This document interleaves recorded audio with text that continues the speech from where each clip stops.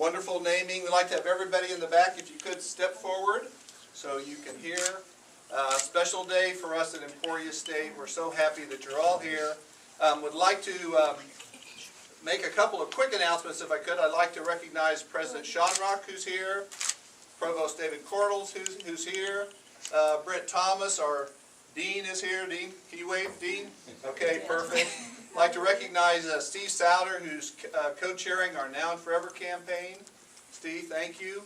And Dina Sue is here as well, our boss, president of our foundation.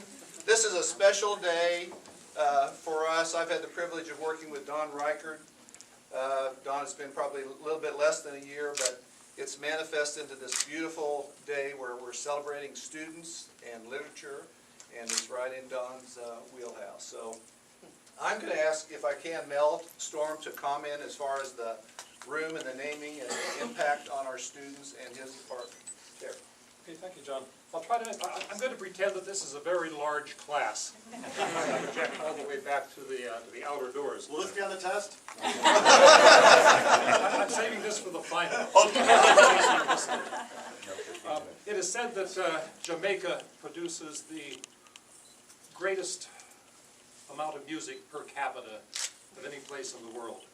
I was once told by somebody at KU, of all places, somebody deeply involved in publication, that Emporia State publishes more per capita than any of the other institutions in the state, possibly in the region. I don't know if this is true, but I do expect that it is true of Emporia State students, Emporia State student writers. I rather expect that from the Department of English, Modern Languages and Journalism, Emporia State students are involved in more writing and more publication than students anywhere else in the state, and probably in the region. This is a decades-old tradition, and now the generosity of Don Reichardt has provided at last a home, a center for this activity. And I do want to thank Amy Sage-Webb in particular for the work she's done in coordinating this, along with Kevin Rabus, Bobby Pearson, Dennis Moling. There's a lot of work that's gone into the preparation for this, and that's not to mention all the good people at the foundation who've had so much to do with all of this activity. But this event is about Don Reichardt and about our students and our writers. This department, with its creative writing student organization, Quivira, publishes the eponymous journal, Quivira, the oldest continuously published student literary journal west of the Mississippi. It's done so since the 1950s. That was before my time. That was before Don's time. Oh, I was here.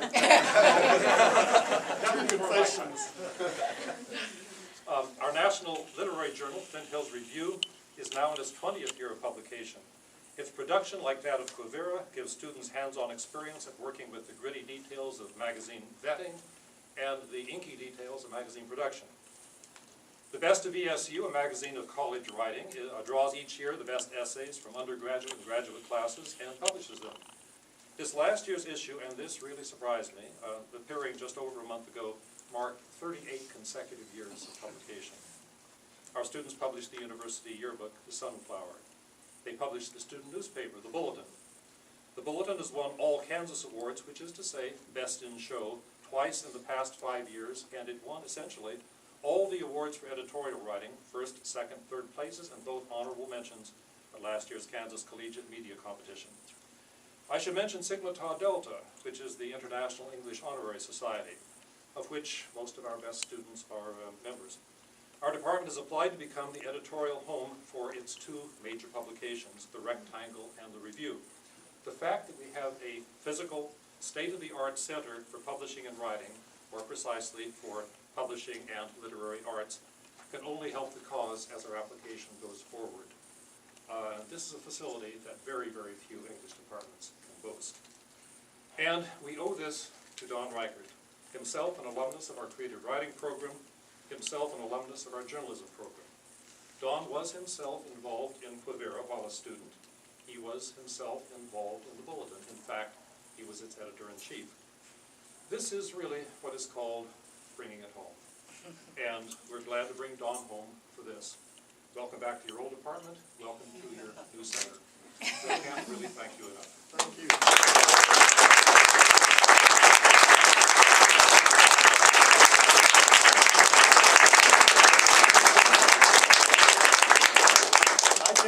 how much I appreciate the opportunity to see so many people here and your interest in this center. It's just fantastic to me. You know, writers are seldom at a loss for words. But I have to tell you, I'm pretty overwhelmed right now by this turnout and by the prospect of what this new facility is going to bring to the university. Writing the check was the easy part.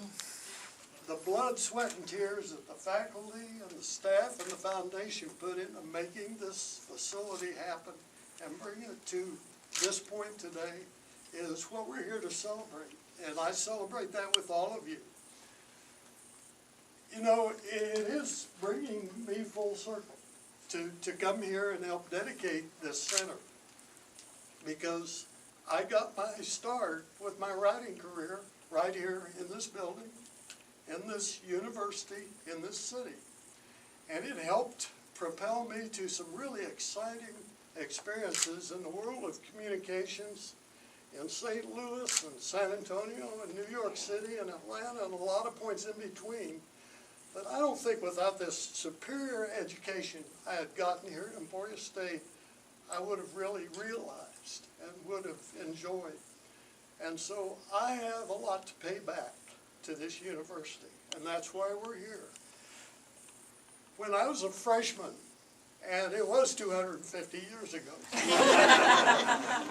I took the creative writing course of Dr. Reichardt, whose name you can see in the very first Quivira that was published in 1958 as the faculty advisor.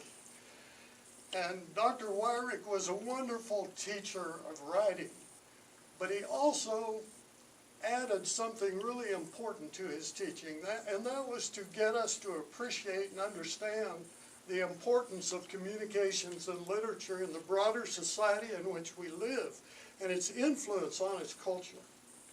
And that is one of the things that we hope will bring to many, many students to come as this center opens and as they employ the technology that's available to them.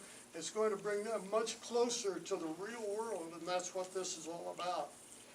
Now, when Dr. Reichardt assigned the first short story to us, I've told this story before, so some of you have heard it, but I think it bears repeating. When he assigned the first short story, of course, we turned them in with great trepidation.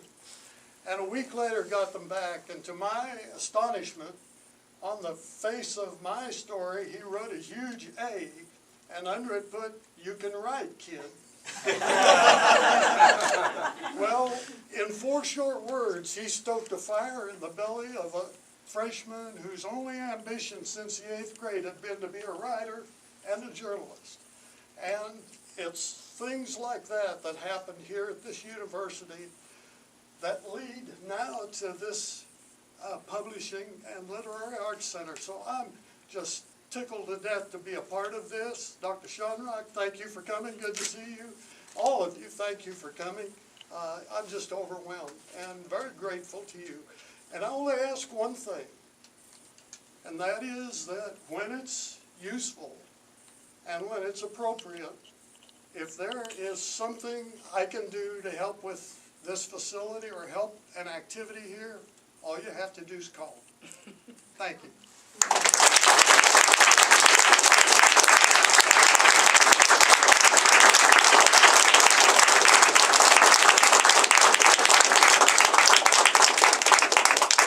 We're now going to do our ribbon cutting, so if everybody will stay in position, we're going to